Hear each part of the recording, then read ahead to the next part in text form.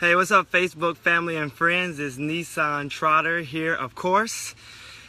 And it is a Friday. You're getting ready to head into your weekend. And I really hope and pray that you have an awesome weekend. But before you get into Saturday and Sunday, I want to help you divorce-proof your marriage.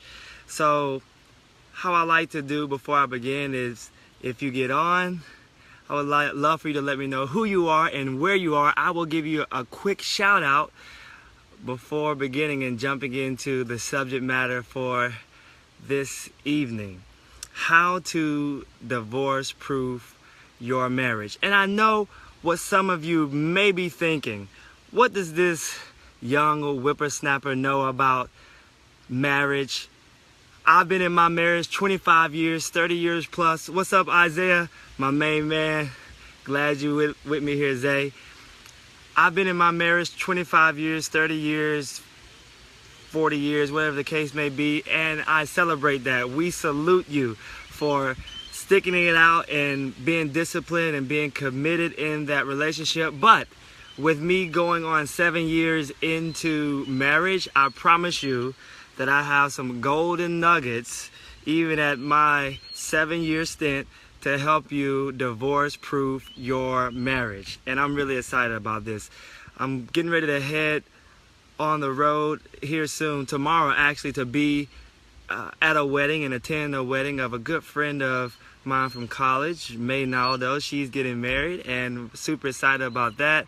And so it got me thinking in terms of marriage and how Jarellis and I, through the help of the Lord, of course, have made it this far, going on 7 years. So I'm going to delve into it. And for those of you who are watching, as is customary, when you feel that something is resonating well with you, is really good food for the soul, I want you to press like 1,000 times. So that you can show your boy some love, let a heart come across that screen, and then also, of course, share this video. And I try to get on here maybe 1 to 3 times per week with good content for you to share regarding on my videos, so you can also subscribe to them. So here we go. Number one, how do we divorce-proof a marriage? And I think, obviously, at the center of it, you got to have love. And make sure that you're communicating in each other's love language. There's a gentleman by the name of Gary Chapman. He wrote the book, The 5 Love Languages. And in his book, he talks about how to intimately love the other in ways to which you may not be, because you don't know your spouse's love language. And let me tell you, the 5 love languages that are so important for you to understand and get down is, number 1, affirmation. There's people who just feel love because you're affirming them based according to your words. To Jarellis, I want to be her hero in every single way. And she knows, in fact, that that's a love language of mine. So what does she do to love me well? In my language, she affirms me with her words.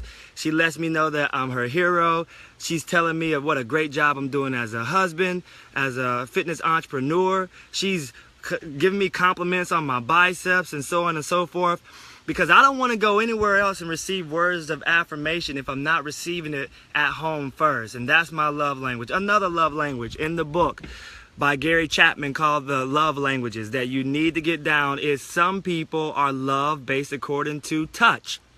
They need physical touch. So of course, intimacy is very important for them. Generally, men have this as their love language. They want to be, and women as well, they want to be held, they want to be touched, and that's how you communicate to them. But then another language that's really good for you to understand is acts of service.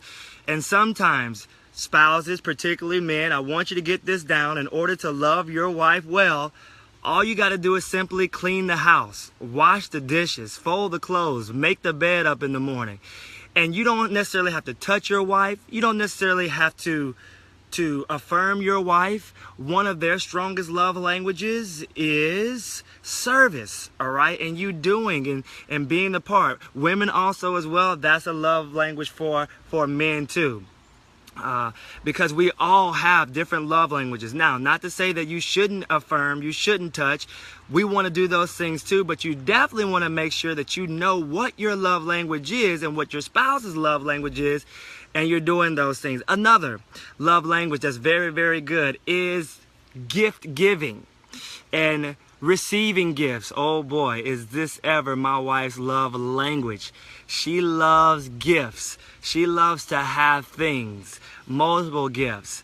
Bring me the flowers. Bring me the chocolate strawberries. Bring me the nice clothes. Buy me the coat. And these things are, for some of you, your love language. Other people, however, look at her. She's pressing likes all across the screen. Love you, babe. Actually, heart. She loves gifts.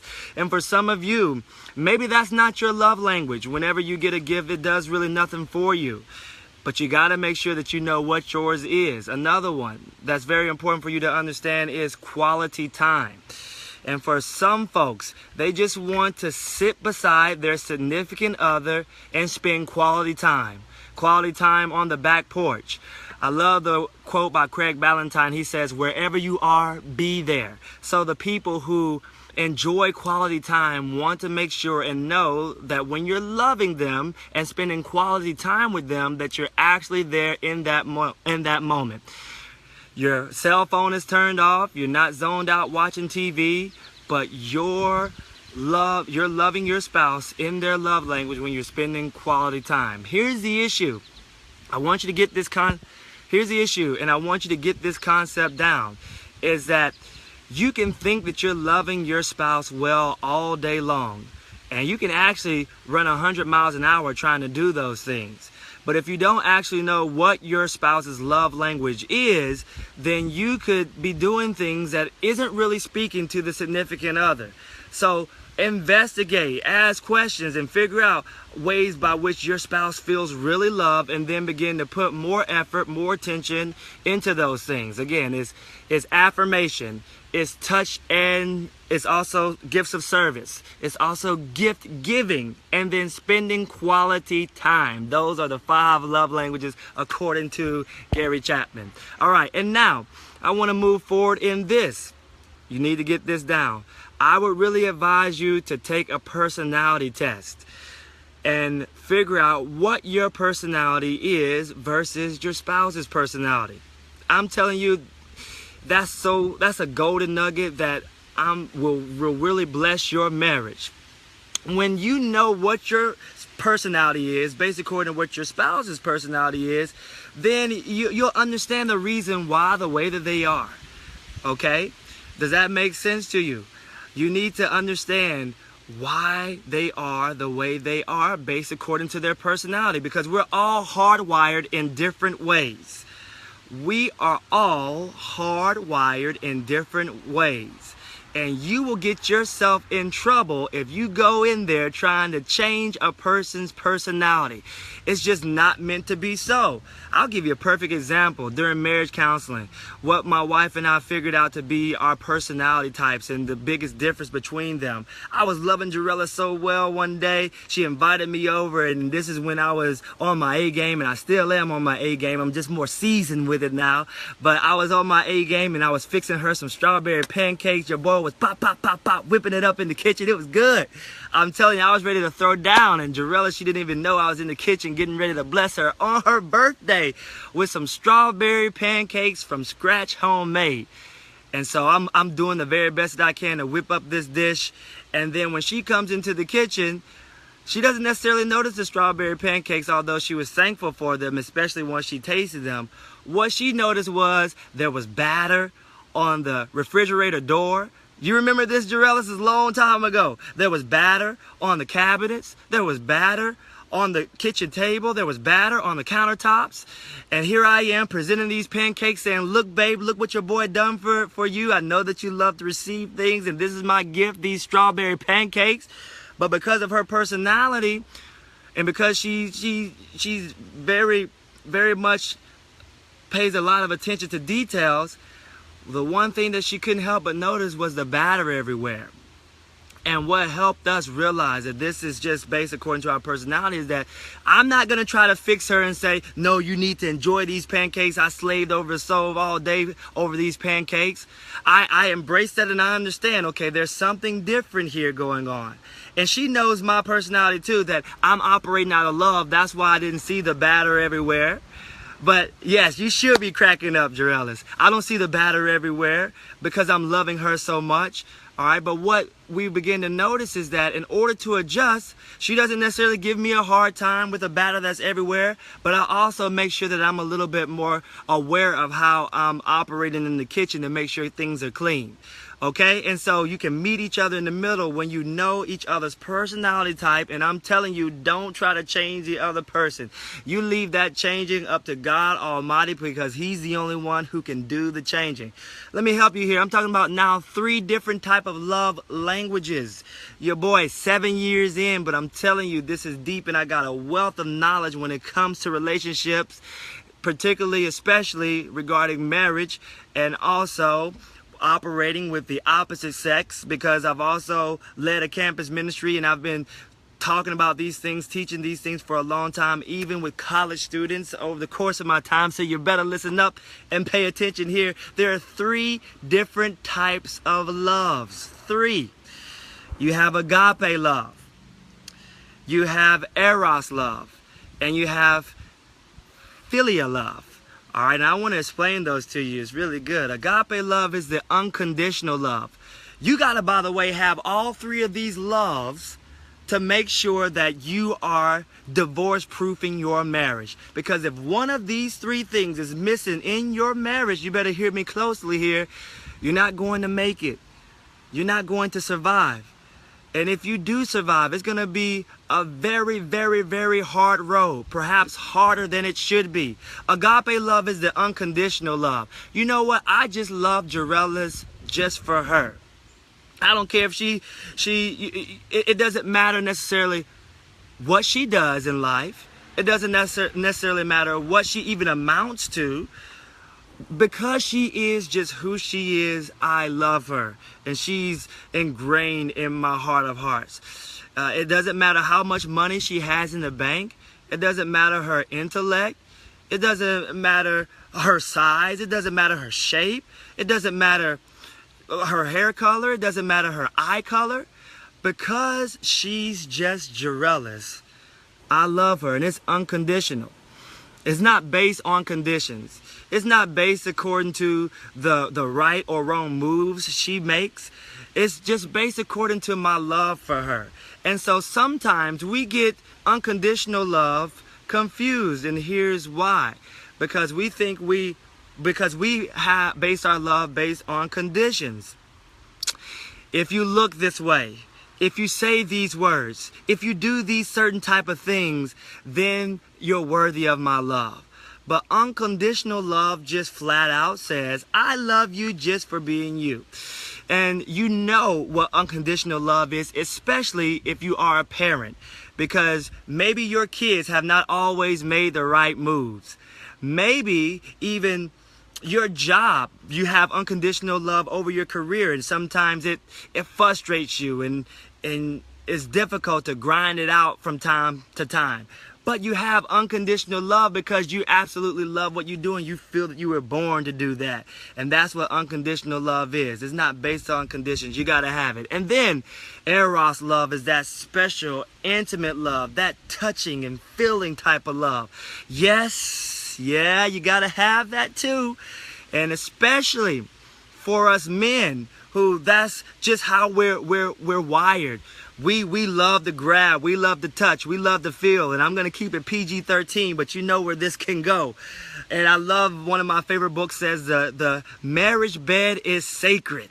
In that bad boy, you can really do no wrong. And that's where you can really love a man, especially with that eros type of love. It's like that puppy love, that smooching type of love. When you first meet your significant other, you're holding hands, you're making sure that they're close to your side. You can't get enough of smelling their hair, whatever the case may be. But that is what eros love is. And you got to have that as a part of your marriage to divorce proof it.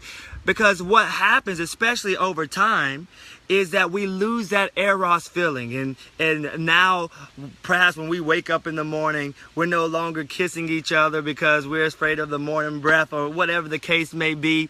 You know what I'm talking about. But it's so important for you to find ways to keep the romance alive, baby. Get the flowers. Yes. Take her out to the movies. Get his favorite power tool. And then make sure that you grabbing him and hugging him and keeping him tight, keeping him close so that no one else even stands a chance. Because you have that eros love. You got to keep the romance rolling. I'm telling you, to divorce-proof your marriage. Commit to kissing each other at least 7 times a day. Or commit to making sure that you're making love at least X amount of times a day in that marriage. Or, well, it can be X amount of times a day, but it should be at least perhaps X amount of times a week, because you got to be touching, feeling, hugging, grabbing. Let me tell you, I'm giving you good, solid material that you need to use to divorce-proof your marriage. And fellas, holla at me if you feel, Isaiah says facts, holla at me if you feel like I'm talking to you. Because we are very much hardwired based according to the love language with physical touch. And then the third one, you got to have that filial love. That's that brotherly love. I'm giving you 3 types of love right now to divorce-proof your marriage. I've already went through a couple of other points. So if you are just chiming in, you better play this back. Play this bad boy back, because I'm giving golden nuggets away. Here's the third type of love. It's the filial love. It's what's called the brotherly or sisterly love. It's the friendship love. At some point in your marriage, I hope that your significant other can make you laugh. I hope that they can make you smile. I hope that you're cutting jokes with each other here and there, and that it just always isn't serious. You know what that brotherly or sisterly love is. Jorelis and I, we have this sort of saying whenever we're around each other and we're not necessarily talking, and it's quiet in the atmosphere, but we're content with it.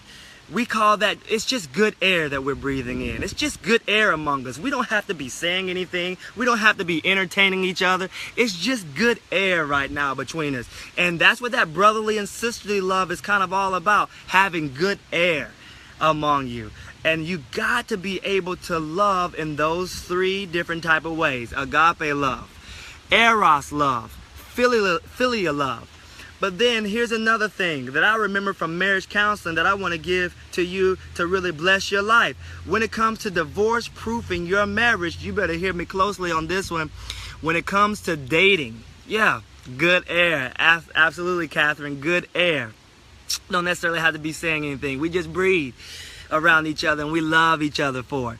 But when it comes to really making sure that you're divorce-proof in your marriage, you got to make sure of this one thing, if nothing else, that you engage in doing what the other person likes. Yeah, you engage in doing what the other person enjoys. I'm going to be flat out 100 on you. I really don't know 2 cents about makeup.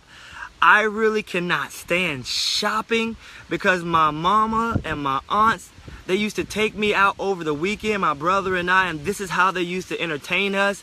Is they would take us to malls, and it would be an all-day affair. So I have nightmares sometimes when I step into a mall or when I step into a store. I know exactly what I want, and most men do, and they make a beeline to what it is that they want so that they can hightail out of there and get on with their next thing. That's very much how I am. Take a wild guess at what's on my wife and I's agenda today. You guessed it. It's shopping. And the reason why is because I got to engage and do the things that she enjoys. She has to engage and do some of the things that I enjoy. So guess what she does? She watches ESPN First Take with Stephen A. Smith. She sometimes tries to say the sports lingo, even though she may be completely off base, don't have a clue, but she's trying. God bless her soul. She's trying, and the reason why is because she's engaging in something that I enjoy. And I want you to at least start to commit to having at least 1 date night a week to spend time on you and your significant other. Take your significant other places. Do something special or something different just to switch it up. At least 1 date night per week to really keep things connected. And in that date night, you're doing or operating in whatever the other one enjoys. That's the service that you commit to. All right, and this is another key concept that's really powerful. Do you know who the enemy is? The enemy against you makes accusations. And these accusations that adversity and the enemy makes against you sound like this. You're stupid. You're less than. You're a failure. You're not deserving. You should have quit a long time ago. You aren't even good enough. And what happens if you allow this to happen? The enemy will make accusations against your spouse so that you will now make agreement with the enemy against your spouse. And you expect your spouse to be able to hear those voices in your head and be able to right that wrong right then and there, because you've made agreements with the enemy. You made an agreement with accusations against your spouse. Let me be more clear-cut and bring this to home. So you're mad at your spouse because they haven't washed the dishes, or you're mad at your spouse because they woke you up 5 minutes later than they should have. You're mad at your spouse because for some reason, talk back to me women, you feel that your spouse ought to know that that toilet paper roll should never be empty without another one being replaced. And so now here's the accusations against your spouse that you've made an agreement with. They're lazy. They don't care about you. They're stubborn. They're stuck in their own ways. And now when those things have reached a boiling point and it's argument time, you are like a boiling pot of water and you're spilling over. You're saying things that you shouldn't say. You're doing things that you shouldn't do even though you don't mean it. And why is this? And you wonder, how in the world did I get to this place to where I'm acting in this way? And it's about, and it feels like it's World War III going on. The reason why is because you've made agreements. All right, and so what I want to do to help you not make those agreements is whenever you're feeling those things in your spirit, whenever you're feeling those things in your heart or in your mind, you get rid of them quickly and you begin to communicate even with your spouse and with your significant other to say to them, this is what I'm feeling. Yes, thank you. Someone said that's where communication comes into play. You're exactly right. Communication is so important. You got to be able to communicate and say exactly what's going on in your heart and begin to nip that in the bud right then and there. Because old folks have a saying. They say this, to never allow birds to make a nest in your head. In other words, when you begin to dwell on a certain thought, that thought can actually hold you captive if you don't get rid of it like that. If you don't focus on what really matters, then that bird is going to make a nest in your head, and it's going to dwell there, and it's going to fester, and then at some point in time, you're going to lash out, bam, and you just laying a mac down. You throwing glasses, you throwing all type of Tupperware, you throwing anything that you can get your hands at your spouse because you've allowed those agreements to fester when it should have been communicated all along. This is how I'm feeling, and before I reach it up to here, let me communicate and share what's really going on inside my heart. Here's another thing that I hope that you get that's very powerful. You know what marriage is designed to do? Marriage isn't necessarily designed to make you happy. And I know this is probably going to sound strange and really turn your head completely in a 360. Marriage is actually designed to make you holy. Oh, and maybe I hit you at the back door with this one, but this is really good, especially for those of you who are believers. At the center of that relationship, you got to have Christ. And this is what's going to help you sustain yourself during the hard times. Because if you ever want to learn how to be patient, get married. If you ever want to learn how to deal with anger in the right way, get married. If you ever want to learn what commitment is all about, get married. Because in these things is where it may not necessarily be all peaches and cream. It may not necessarily make you happy, but it is going to help you become holy. Because when two people are joined together and living under one roof with kids and with bills and with all the other cares and concerns of the world, that's when you find out if you really love each other, when you're able to ride the waves and withstand the storms. So yes, I hope that your spouse makes you happy. I hope that they can make you smile, and I hope that you have all three different types of loves. But in another point, I hope that your spouse is also driving you to look more and more like Christ, driving your life to look more and more like the things of God. I love this one particular piece of advice that we received in marriage counseling that we still use today.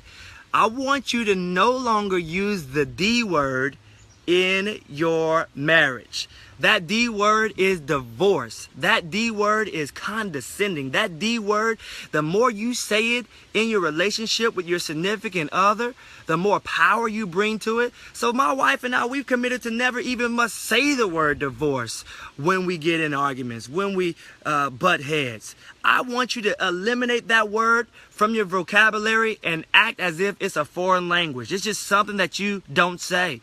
The reason why is because divorce is not an option. Did you hear what I just said? Divorce is not an option. When you put a ring on it, that sealed it. And that commitment that the two of you are operating by is there is no more negotiations. You're at the point of no return now.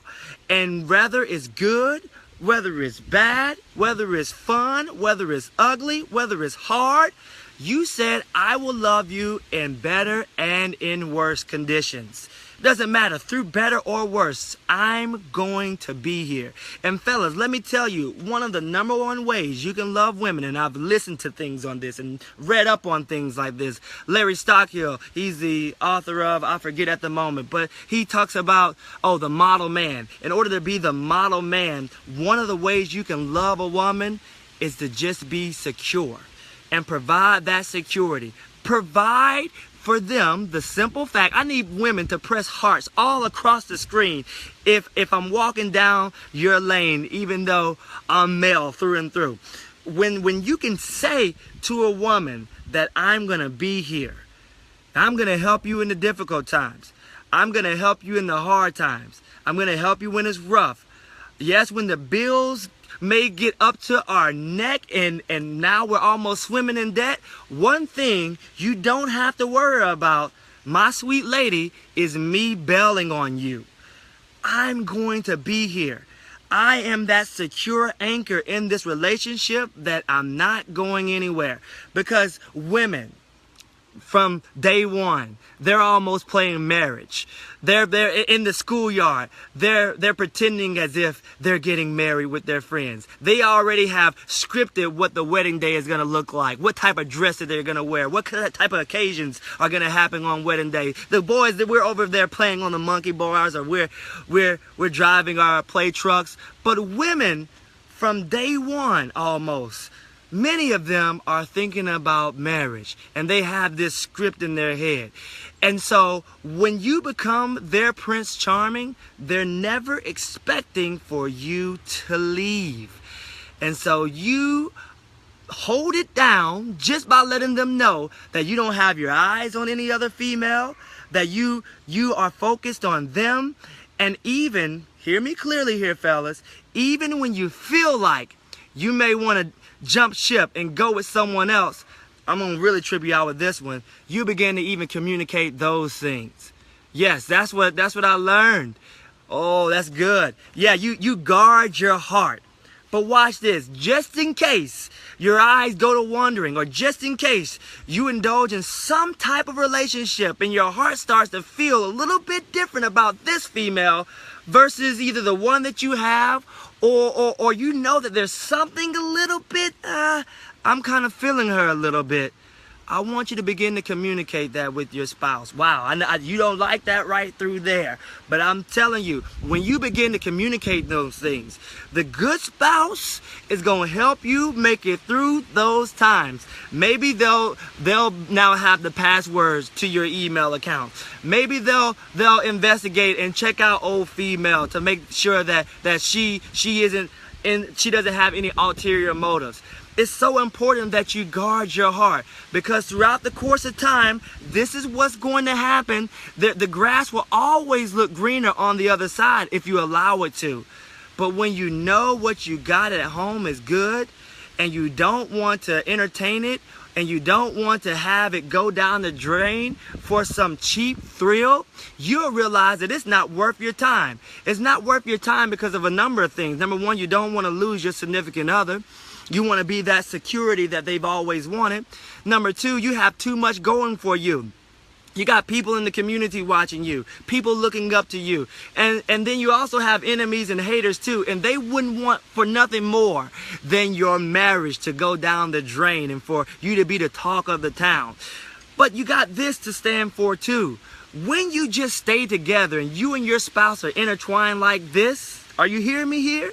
When you're intertwined like this, that's a ministry in and of itself. Because the divorce rate today is 50%. There's 1 out of every 2 people that are tying the knot and then calling it quits not long thereafter. So just for the fact that you two have stood the test of time and you're still together, that's a ministry in and of itself. You're speaking to the world right then and there that you know what commitment is all about. You know what love is all about. You can withstand the storms, the trials and tribulations because you're able to stay with your significant other. And then you're gonna really trip out of this. I'm telling you, I'm thorough. Your boy's got a lot of stuff in this. You'll know that your marriage is divorce proof because they say any marriage that makes it 7 years stands a higher chance of withstanding the test of time and not divorcing, because 7 years, here we are, 7 years makes it feel like, okay, now we're in a place of commitment to where I know that I'm essentially going to be with this person forever. And that's when it starts to get real. I don't know if you're at the 4-year mark, 3-year mark. I don't know what mark you're at right now. But once you start to get into the 7-year period,